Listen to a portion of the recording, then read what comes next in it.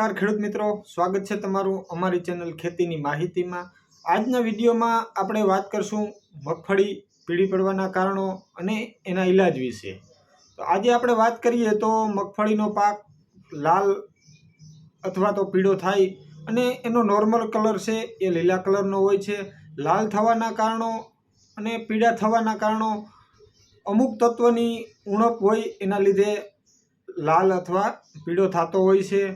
આપણો પાક પીળો પડતો હોય તો આમ જોઈએ તો નાઇટ્રોજનની ઉણપ હોય તો પણ પીળો પડતો હોય છે, સલ્ફરની ઉણપ હોય તો પણ પીળો પડતો હોય છે અને ફેરસ એટલે કે લોહ તત્વની ઉણપ હોય તો પણ પીળો પડતો હોય છે।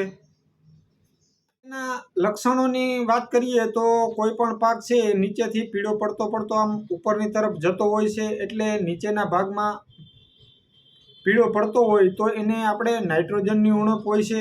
પણ અત્યારના સમયમાં બધા ખાતરવાળા નાઇટ્રોજન મિક્સ હોવાથી આપણે કોઈ પણ ખેડૂત નાઇટ્રોજનની ઉણપ રહેવા દેતા નથી। અને હવે આપણે ઉપરથી પીળો પડવાની વાત કરીએ તો ઉપરથી પીળો પડવામાં સલ્ફરની ઉણપ હોય તો પણ એ પીળો પડતો હોય છે।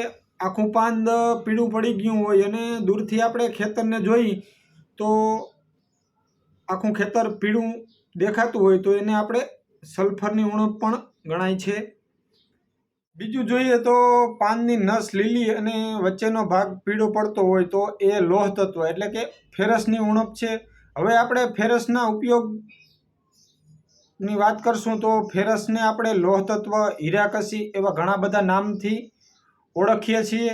અને ફેરસના ઉણપથી પીળો પડે છે એમાં આપણે વચ્ચેની નસ લીલી હોય અને પાનનો ભાગ પીળો પડતો હોય છે તો પીળાશવાળા ભાગમાં આપણે લોખંડના કાટ જેવા ઘણા દાગ પડતા જાય છે। વાત કરવાની છે મગફળીના પાકની તો છેલ્લા 15-20 દિવસથી વરસાદ પડવાનું ચાલુ છે અને ઘણા ખેતરમાં આપણે જોઈએ તો પાણી સંગ્રહ કરવાની શક્તિ વધારે હોય છે એવા ખેતરમાં પીળાશ પડવાની શક્યતા વધારે છે।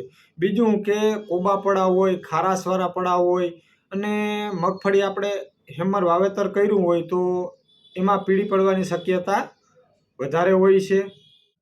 હવે એમાં આપણે ઘણી બધી બીજી ભલામણો થતી હોય છે। સલ્ફર આપણે પાયામાં વાવ્યું હોય, નાઇટ્રોજન પણ પાયાના ખાતરમાં આપણે વાવેતર કર્યું હોય છે, પણ વાત થાય છે આપણે ફેરસની તો ફેરસનું પણ આપણે વાવેતર પાયાના ખાતરમાં કર્યું હોય છે, પણ ફેરસનું પાણી હારે લીચિંગ વધારે થાય છે એટલે પાણી ખેતરમાંથી જો બહાર જતું રહે એટલે એના તત્વો પણ હારે ધોવાઈને બહાર નીકળી જતા હોય છે। તો આપણે પાયાના ખાતરમાં વાવેતર કર્યું હોય તો પણ એને આપણે પંપમાં નાખીને એનો છંટકાવ કરવો જોઈએ।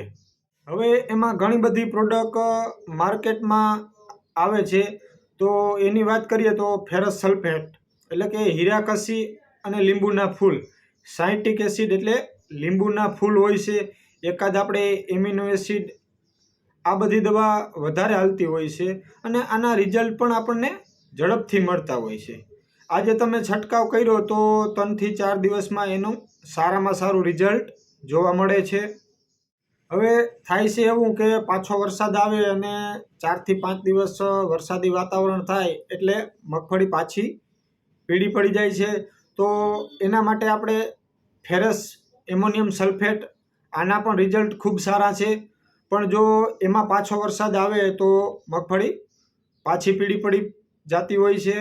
બીજું છે એમાં આપણે ફેરસ મેગ્નેશિયમ સલ્ફેટ એની ભલામણ આપણને વધારે કરતા હોઈએ છીએ, કારણ કે એમાં ફેરસ 12%, મેગ્નેશિયમ 4%, સલ્ફર 12% અને મેગ્નેશિયમના હિસાબે એના હરિતદ્રવ્ય બનાવવાનો છોડ ચાલુ કરી દે છે, એટલે આગળના 2 મોલિક્યુલ કરતાં આનું રિઝલ્ટ વધારે સારું મળે છે, પણ થોડુંક આપણને લેટ એટલે કે મોડું રિઝલ્ટ મળે છે। પણ પાછો વરસાદ આવે તો પણ આમાં મગફળી પીળી પડતી નથી, આ એનો આપણને એક મોટો બેનિફિટ મળે છે। હવે એના પ્રમાણની વાત કરીએ તો આપણે આ 3 મોલિક્યુલ છે એ પંપમાં 100 ગ્રામ નાખવાના છે। શક્ય હોય ત્યાં સુધી આ દવાનો છંટકાવ કરતી વખતે ભેગા બીજી એકેય દવા નાખવી નહીં। પછી ફૂગનાશક હોય કે જંતુનાશક દવા હોય. કોઈ પણ દવા નાખશો તો આનું દ્રાવણ ફાટી જાય છે, એટલે જ આ દવાને આપણે એકલી છાંટવાની ભલામણ કરી રહ્યા છીએ. અને ઘણા બધા ખેડૂત મિત્રો હીરાકસી અને લીંબુના ફૂલનો પણ છંટકાવ કરતા હોય છે. એનું પણ રિઝલ્ટ આપણને ખૂબ સારું મળે છે. અને મગફળી પીળી હોય તો આપણી મગફળી પાછી લીલી કલરની થઈ જાય છે. અને એનો ઉપયોગ આપણે પ્રમાણસર એટલે કે માપ રાખીને કરવાથી આપણને સારું રિઝલ્ટ મળે છે. તો આ હતી આજના વિડીયોની માહિતી. આવી જ માહિતી માટે અમારી ચેનલને લાઇક, શેર અને સબસ્ક્રાઈબ કરો.